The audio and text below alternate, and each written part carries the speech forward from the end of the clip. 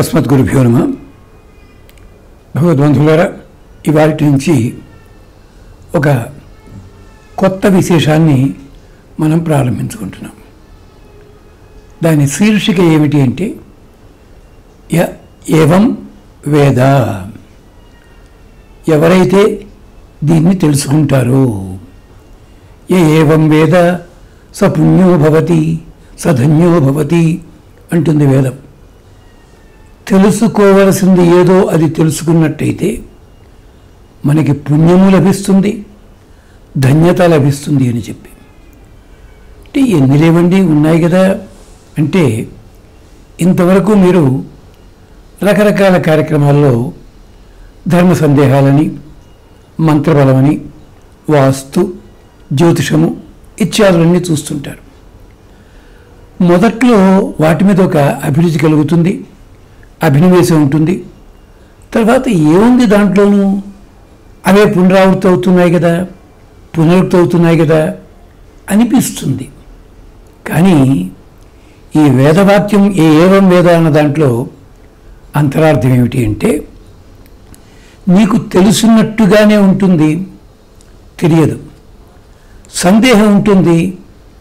ఆ సందేహాలు అనగానే మనకి చాలామంది ఏమడుగుతుంటారు, ఇంట్లో దీపం ఎక్కడ పెట్టాలండి, మంచి పెడితే మిడి పక్కన పెట్టుకోవాలి, ఎలా తాగాలి, ఈ ఫలాన్ని అయితే అంటే మామూలుగా ఉన్నవి ఉంటాయి.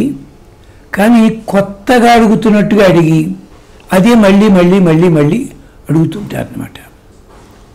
ఇలాంటివి అవుతుంటాయి. కానీ వేదం ఏం చెప్పిందంటే, ఏదైతే తెలుసుకున్నందువల్ల మనకి విజ్ఞానం కలుగుతుందో అదే సమయంలో విన్నందుకు ఆనందం కూడా కలగాలి. ఇది పద్ధతి. అంచేత ఈ కార్యక్రమంలో అలాంటి సన్నివేశాలని మనం చెప్పుకుంటూ పెడతాం.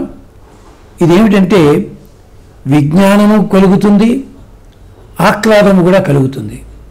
అంటే ఆంగ్ల పరిభాషలో బోత్ ఎంటర్టైనింగ్ అండ్ ఇన్ఫర్మేటివ్ రెండూ ఉండాలి. అలాగే మీరు ఎంత లోతుగా వెళ్ళదలుచుకుంటే అంత లోతుగా వెళ్ళిన కొద్దీ కొత్త కొత్త విశేషాలు తెలుస్తాయి.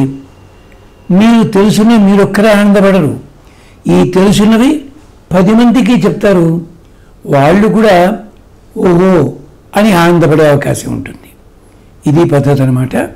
దీనికోసమని చెప్పి ఏవం వేద అన్న కార్యక్రమాన్ని చెప్పుకుందాం. దీంట్లో ప్రధానంగా ఆధునిక కాలంలో ఇటీవలి 20 ఏళ్ల లోపల వక్తలు కానివ్వండి, ఉపన్యాసకులు కానివ్వండి, మరొకళ్ళు చాలా అద్భుతంగా ఎదిగారు, ఎదుగుతున్నారు. కానీ ఎంతమంది నిజంగా గ్రంథాలని అవలోకన చేస్తున్నారు, గ్రంథాన్ని గ్రంథంలా చూస్తున్నారు, విషయం చెప్తున్నారు. భగవద్గీత గురించి మాట్లాడమన్నాం అనుకోండి, భగవద్గీత మీద రాసినన్ని పుస్తకాలు ఉన్న పుస్తకాలు ప్రపంచ చరిత్రలో తీసుకుంటే ఆ పుస్తకాలన్నీ ఒక పక్కన పెడితే భూమండలం ఒరిగిపోతుంది అన్నారు రైట్ ఆనరబుల్ శ్రీనివాస శాస్త్రి గారు ఒకసారి. అలా ఉంటుంది. అలాంటి భగవద్గీత చెప్పాడు చాలామంది. నా ఉద్దేశంలో, నీ ఉద్దేశంలో భగవద్గీత ఎవరికి కావాలయ్యా? అది చెప్పిన సన్నివేశం ఏమిటి? అలాగే రామాయణం, భారతం, భాగవతం, పాపం వ్యాసుడు, వాల్మీకి వీళ్ళంతా ఏమైపోయారు? నా ఉద్దేశంలో ఇది ఇలా చెప్పినట్టయితే అది ఉపయోగం లేదు. అలాగే ఒక్కొక్క గ్రంథంలో ఒక్కొక్క సన్నివేశంలో సందేహం కలుగుతుంది. ఆ సన్నివేశానికి, సందేహానికి సమాధానం అదే గ్రంథంలో ఉంటుంది. కానీ వెతికే ఓపిక లేదు మనకి. ఎంచేత ఎక్కడ సందేహం కలిగితే అక్కడే దొరకాలని అనుకుంటుంటాం. తర్వాత ఇంకో చమత్కారం ఏమిటంటే, ఒక గ్రంథంలో దొరకని సన్నివేశం సమాధానం ధర్మ సందేహానికి మరొకటి ఇంకో గ్రంథంలో మరొక చోట ఎక్కడో దొరుకుతుంది. అంటే time is short, art is long అన్నాడు మహాకవి. అలాగే మనకి చదివే సమయం లేదు. అంచేత ఏదో ఒక 2 గ్రంథాలు చదివేసి మాకు అన్నీ వచ్చును. దీనికి తెలుగులో సామెత ఉంటుంది. తెలుగులో అంటే తమిళంలో అనుకోండి, అది కూడా సంస్కృతంలోదే అనుకోండి. ఏమని చెప్పి సంస్కృతంలోదే చెప్పుకుందాం. శతశ్లోకేన పండిత, శతశ్లోకే న పండిత. అది నిజానికి 100 శ్లోకాలు వస్తే పండితుడు కాదురా బాబని. కానీ మనం అనుకున్నాం శతశ్లోకేన పండిత, 100 శ్లోకాలు వస్తే పండితుడు అయిపోతాడని చెప్పి. అలాంటిది కాకుండా రకరకాల సన్నివేశాలు, సందేహాలు, కొన్ని ఆచార వ్యవహారాలు, ఇలాంటి వాటికి సంబంధించి పురాణ, ఇతిహాస, ఆగమములు ఇలాంటి వాటిలోంచి మనం తెలుసుకునే ప్రయత్నం చేద్దాం. ఈ తరానికే కాదు, ముందు తరం వాళ్ళు ఆనందపడతారు, అంతేకాదు తరువాత తరం వాళ్ళకు కూడా ఉపయోగిస్తుంది అని జ్ఞాపకం చేస్తూ ఒక్క పెద్దల సూక్తి ఒకటి జ్ఞాపకం చేసుకుని విషయంలోకి వెళదాం.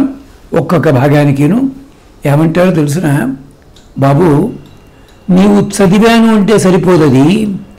ధర్మశాస్త్ర పురాణ ఇతిహాస స్మృతిని చ జ్ఞేయాన్ వేదవత్తాని.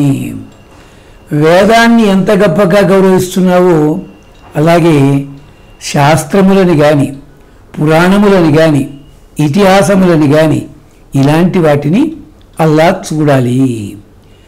సంస్కృతం చదివారనుకోండి, తెలుగు చదువుతున్న వాళ్ళని తెలుగు గ్రంథాలు పెట్టుకుని అక్కడ వ్యాసుడు చెప్పని దానికి నన్నయ్య గారు అందంగా తెలుగు చేశాడండి అంటాడు తెలుగు వాళ్ళు. తెలుగు వాళ్ళని చూసంటారు వాళ్ళు సంస్కృతం వాళ్ళు, ఏమిటినా పద్యాలు ఏమిటంటాను ఇలాగా.